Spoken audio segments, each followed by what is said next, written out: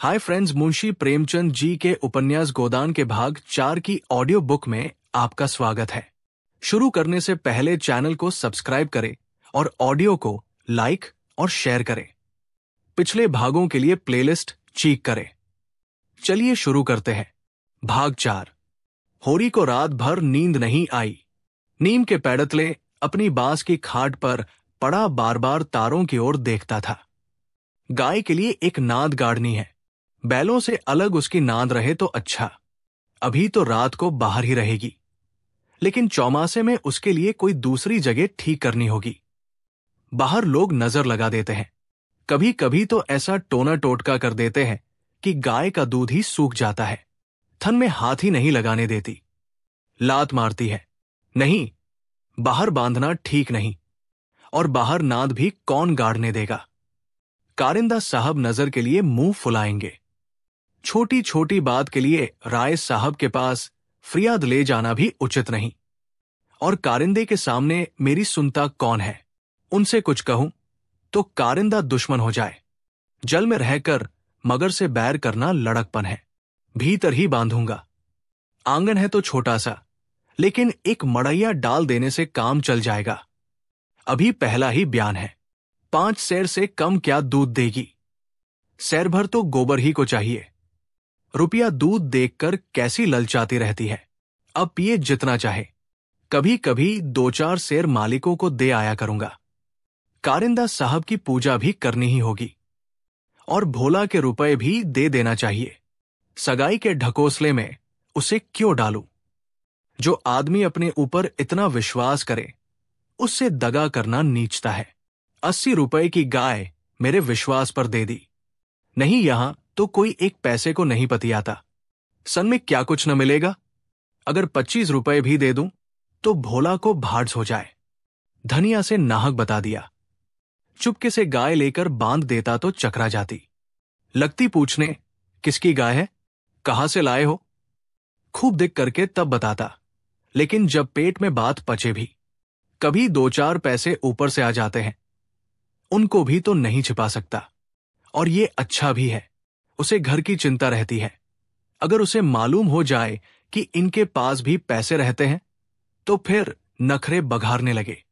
गोबर जरा आलसी है। नहीं, मैं गऊ की ऐसी सेवा करता कि जैसी चाहिए। आलसी वालसी कुछ नहीं है। इस उम्र में कौन आलसी नहीं होता। मैं भी दादा के सामने मटर गश्ती ही किया करता था। बेचारे पहर रात से कुट्टी काटने लगते। कभी द्वार पर झाड़ू लगाते, कभी खेत में खाद फेंकते। मैं पड़ा सोता रहता था। कभी जगा देते तो मैं बिगड़ जाता और घर छोड़कर भाग जाने की धमकी देता था। लड़के जब अपने मां बाप के सामने भी जिंदगी का थोड़ा सा सुख न भोगेंगे तो फिर जब अपने सिर पड़ गई तो क्या भोगेंगे। दादा के मरते ही क्या मैंने घर नहीं संभाल लिया। सारा गांव यही कहता था कि होरी घर बर्बाद कर देगा। लेकिन सिर पर बोझ पड़ते ही मैंने ऐसा चोला बदला कि लोग देखते रह गए। शोभा और हीरा अलग ही हो गए। नहीं, आज इस घर की और ही बात होती। 3 हल एक साथ चलते। अब तीनों अलग अलग चलते हैं। बस समय का फेर है। धनिया का क्या दोष था। बेचारी जब से घर में आई कभी तो आराम से न बैठी। डोली से उतरते ही सारा काम सिर पर उठा लिया। अम्मा को पान की तरह फैरती रहती थी। जिसने घर के पीछे अपने को मिटा दिया, देवरानियों से काम करने को कहती थी तो क्या बुरा करती थी। आखिर उसे भी तो कुछ आराम मिलना चाहिए। लेकिन भाग्य में आराम लिखा होता तब तो मिलता। तब देवरों के लिए मरती थी, अब अपने बच्चों के लिए मरती है। वो इतनी सीधी, गमखोर, निर्छल न होती तो आज शोभा और हीरा जो मूंछों पर ताव देते फिरते हैं, कहीं भीख मांगते होते। आदमी कितना स्वार्थी हो जाता है। जिसके लिए लड़ो वही जान का दुश्मन हो जाता है। होरी ने फिर पूर्व की ओर देखा। साइत भिनसार हो रहा है। गोबर काहे को जगने लगा। नहीं, कह के तो यही सोया था कि मैं अंधेरे ही चला जाऊंगा। जाकर नाद तो गाड़ दूं, लेकिन नहीं, जब तक गाय द्वार पर न अनाद गाड़ना ठीक नहीं। कहीं भोला बदल गए या और किसी कारण से गाय न दी तो सारा गांव तालियां पीटने लगेगा। चले थे गाय लेने। पट्टे ने इतनी फुर्ती से नाद गाड़ दी मानो इसी की कसर थी। भोला है तो अपने घर का मालिक, लेकिन जब लड़के सयाने हो गए तो बाप की कौन चलती है। कामता और जंगी अकड़ जाए तो क्या भोला अपने मन से गाय मुझे दे देंगे? कभी नहीं। सहसा गोबर चौंक कर उठ बैठा और आंखें मलता हुआ बोला, रे ये तो भोर हो गया, तुमने नाद गाड़ दी दादा। होरी गोबर के सुगठित शरीर और चौड़ी छाती की ओर गर्व से देखकर और मन में ये सोचते हुए कि कहीं इसे गोरस मिलता तो कैसा पट्टा हो जाता, बोला, नहीं अभी नहीं गाड़ी। सोचा कहीं न मिले तो नाहक भद्द हो। गोबर ने त्योरी चढ़ाकर कहां मिलेगी क्यों नहीं। उनके मन में कोई चोर पैठ जाए, चोर पैठे या डाकू, गाय तो उन्हें देनी ही पड़ेगी। गोबर ने और कुछ न कहा, लाठी कंधे पर रखी और चल दिया। होरी उसे जाते देखता हुआ अपना कलेजा ठंठा करता रहा। अब लड़के की सगाई में देर न करनी चाहिए। 17वां लग गया, मगर करे कैसे, कहीं पैसे के भी दर्शन हो। जब से तीनों भाइयों में अलगौझा हो गया, घर की साख जाती रही। महतो लड़का देखने आते हैं, पर घर की दशा देखकर मुंह फीका करके चले जाते हैं। 2-1 राजी भी हुए तो रुपए मांगते हैं। 200-300 लड़की का दाम चुकाए और इतना ही ऊपर से खर्च करे, तब जाकर ब्याह हो। कहां से आए इतने रुपए? रास खलिहान में तुल जाती है, खाने भर को भी नहीं बचता। ब्याह कहां से हो? और अब तो सोना ब्याहने योग्य हो गई। लड़के का ब्याह न हुआ, न सही, लड़की का ब्याह न हुआ तो सारी बिरादरी में हंसी होगी। पहले तो उसी की सगाई करनी है, पीछे देखी जाएगी। एक आदमी ने आकर राम राम किया और पूछा, तुम्हारी कोठी में कुछ बास होंगे महतो? होरी ने देखा, दमड़ी बंसार सामने खड़ा है, नाटा काला, खूब मोटा, चौड़ा मुंह, बड़ी बड़ी मूंछें, लाल आंखें, कमर में बांस काटने की कटार खोसे हुए। साल में 1-2 बार आकर चिके, कुर्सियां, मोढ़े, टोकरियां आदि बनाने के लिए कुछ बांस काट ले जाता था। होरी प्रसन्न हो गया। मुट्ठी गर्म होने की कुछ आशा बंधी। चौधरी को ले जाकर अपनी तीनों कोठियां दिखाईं, मोलभाव किया और 25 रुपए सैकड़े में 50 बांसों का बयाना ले लिया। फिर दोनों लौटे। होरी ने उसे चिलम पिलाई, जलपान कराया और तब रहस्यमय भाव से बोला, मेरे बांस कभी 30 रुपए से कम में नहीं जाते, लेकिन तुम घर के आदमी हो, तुमसे क्या मोलभाव करता। तुम्हारा वो लड़का जिसकी सगाई हुई थी अभी परदेस से लौटा कि नहीं? चौधरी ने चिलम का दम लगाकर खांसते हुए कहा, उस लौंडे के पीछे तो मर मिटा महतो। जवान बहू घर में बैठी थी और वो बिरादरी की एक दूसरी औरत के साथ परदेस में मौज करने चल दिया। बहू भी दूसरे के साथ निकल गई। बड़ी नाकेजात है, महतो किसी की नहीं होती। कितना समझाया कि तू जो चाहे खा, जो चाहे पहन, मेरी नाक न कटवा, मुदा कौन सुनता है। औरत को भगवान सब कुछ दे, रूप न दे, नहीं वो काबू में नहीं रहती। कोठियां तो बंट गई होंगी। होरी ने आकाश की ओर देखा और मानो उसकी महानता में उड़ता हुआ बोला, सब कुछ बंट गया चौधरी। जिनको लड़कों की तरह पाला पोसा वो अब बराबर के हिस्सेदार हैं। लेकिन भाई का हिस्सा खाने की अपनी नीयत नहीं है। इधर तुमसे रुपए मिलेंगे, उधर दोनों भाइयों को बांट दूंगा। 4 दिन की जिंदगी में क्यों किसी से छलकपट करूं? नहीं कह दूं कि 20 रुपए सैकड़े में बेचे हैं तो उन्हें क्या पता लगेगा। तुम उनसे कहने थोड़े ही जाओगे। तुम्हें तो मैंने बराबर अपना भाई समझा है। व्यवहार में हम भाई के अर्थ का कितना ही दुरुपयोग करें, लेकिन उसकी भावना में जो पवित्रता है वो हमारी कालिमा से कभी मलिन नहीं होती। होरी ने अप्रत्यक्ष रूप से ये प्रस्ताव करके चौधरी के मुंह की ओर देखा कि वो स्वीकार करता है या नहीं।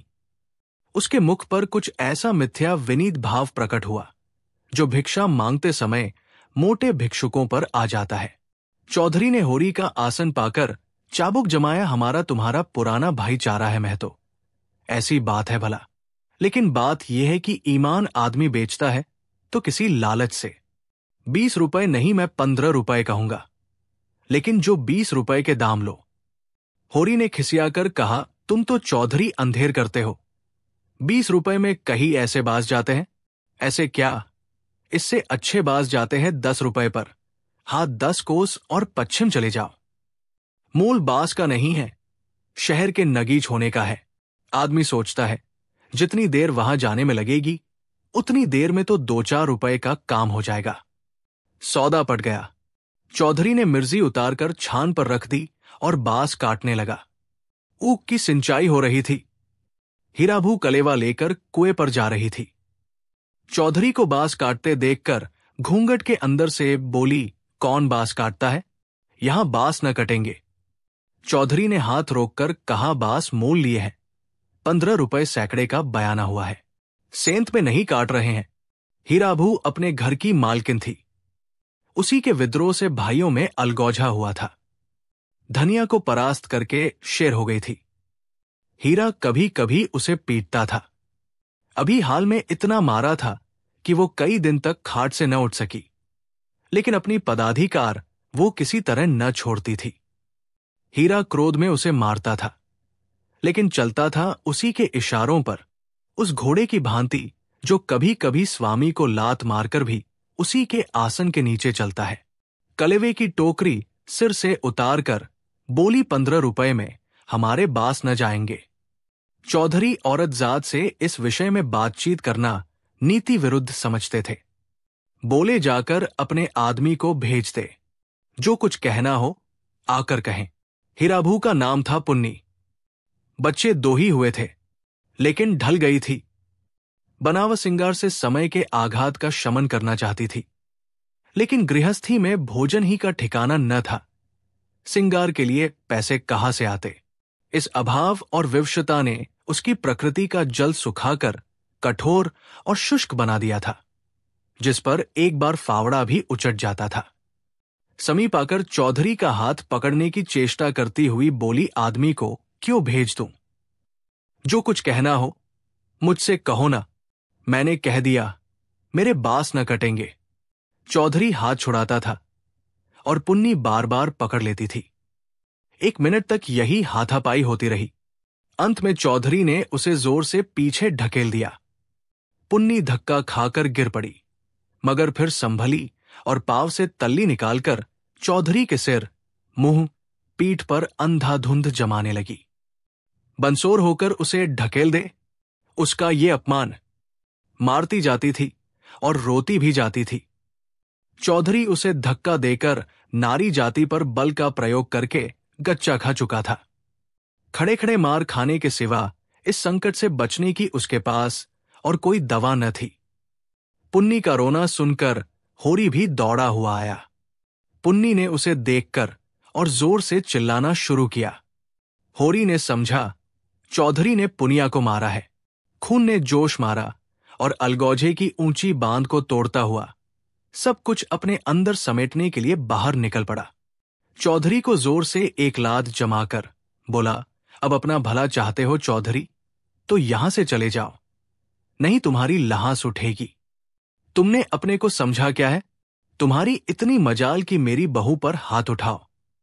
चौधरी कसमें खा खा कर अपनी सफाई देने लगा। तलियों की चोट में उसकी अपराधी आत्मा मौन थी। ये लात उसे निरपराध मिली और उसके फूले हुए गाल आंसुओं से भींग गए। उसने तो बहू को छुआ भी नहीं। क्या वो इतना गवार है कि महतों के घर की औरतों पर हाथ उठाएगा? होरी ने अविश्वास करके कहा, आंखों में धूल मत झोंको। चौधरी, तुमने कुछ कहा नहीं तो बहू झूठ मूठ रोती है। रुपए की गर्मी है तो वो निकाल दी जाएगी। अलग है तो क्या हुआ, है तो एक खून।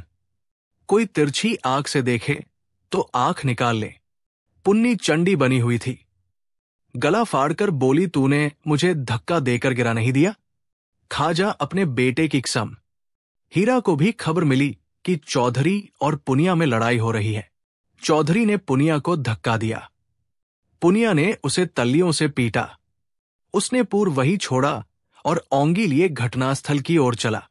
गांव में अपने क्रोध के लिए प्रसिद्ध था। छोटा डील, गठा हुआ शरीर, आंखें कौड़ी की तरह निकल आई थी और गर्दन की नसें तंग गई थी। मगर उसे चौधरी पर क्रोध न था, क्रोध था पुनिया पर। वो क्यों चौधरी से लड़ी? क्यों उसकी इस्त मिट्टी में मिला दी? बंसोर से लड़ने झगड़ने का उसे क्या प्रयोजन था? उसे जाकर हीरा से सारा समाचार कह देना चाहिए था।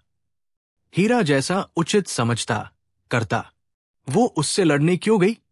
उसका बस होता तो वो पुनिया को पर्दे में रखता। पुनिया किसी बड़े से मुंह खोलकर बातें करे, ये उसे असह्य था। वो खुद जितना उद्दंड था, पुनिया को उतना ही शांत रखना चाहता था। जब भैया ने 15 रुपए में सौदा कर लिया तो ये बीच में कूदने वाली कौन? आते ही उसने पुन्नी का हाथ पकड़ लिया और घसीटता हुआ अलग ले जाकर लगा लाते।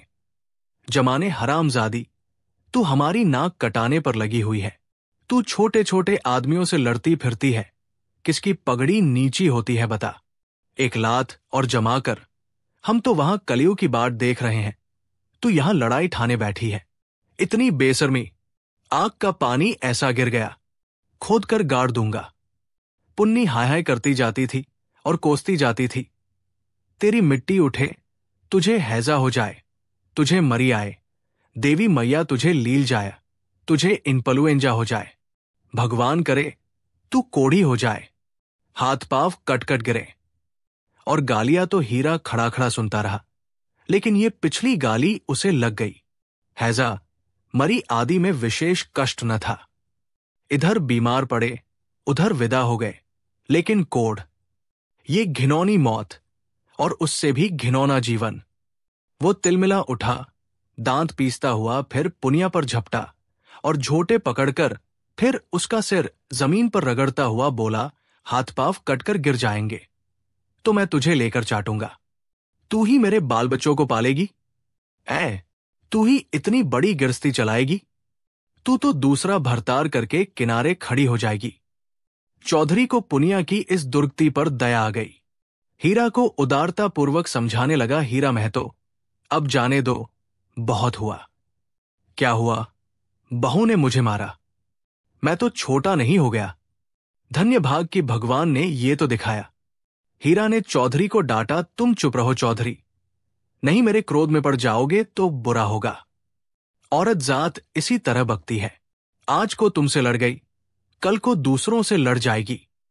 तुम भले मानस हो, हंसकर टाल गए, दूसरा तो बर्दाश्त न करेगा।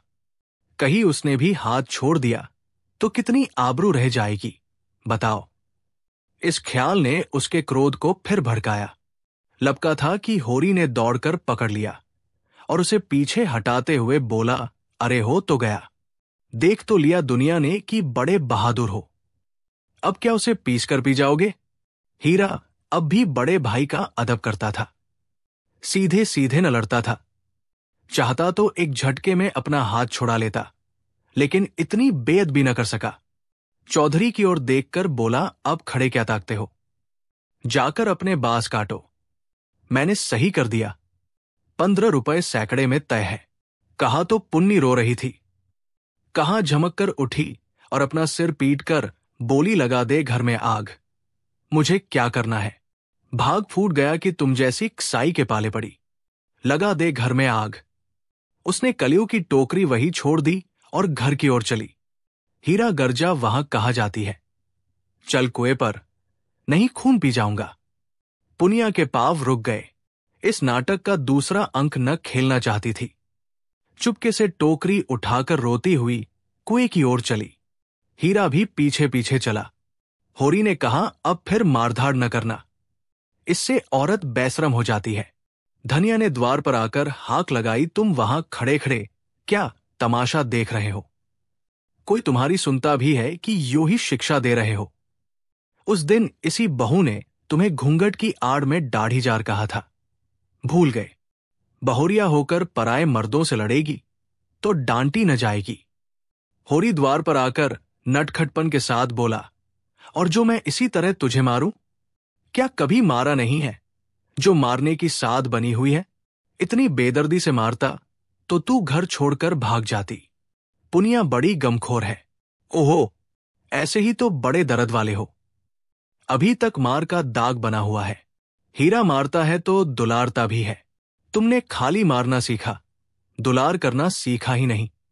मैं ही ऐसी हूं कि तुम्हारे साथ निभा हुआ। अच्छा रहने दे, बहुत अपना बखान न कर। तू ही रूठ रूठ कर नहर भागती थी।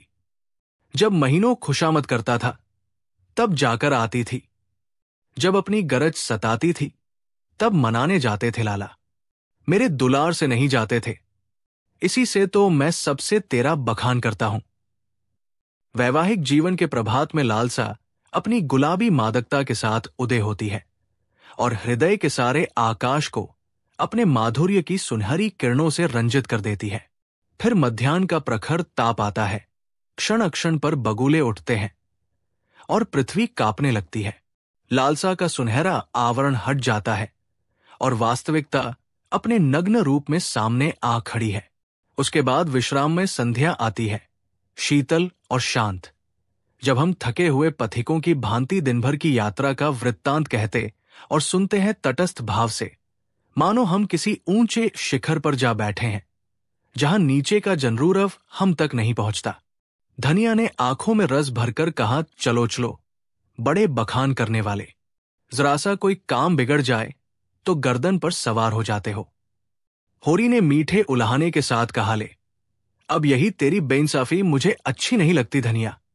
भोला से पूछ, मैंने उनसे तेरे बारे में क्या कहा था? धनिया ने बात बदलकर कहा, देखो, गोबर गाय लेकर आता है कि खाली हाथ। चौधरी ने पसीने में लथपथ आकर कहा, महतो, चलकर बाज गिन लो, कल ठेला लाकर उठा ले जाऊंगा। होरी ने बाज गिनने की जरूरत न समझी। चौधरी ऐसा आदमी नहीं है, फिर एकाध बाज बेसी ही काट लेगा तो क्या, रोज ही तो मंगनी बाज कटते रहते हैं। सहालगों में तो मंडप बनाने के लिए लोग दर्जनों बाज काट ले जाते हैं। चौधरी ने 7.5 रुपए निकालकर उसके हाथ में रख दिए। होरी ने गिनकर कहा, और निकालो।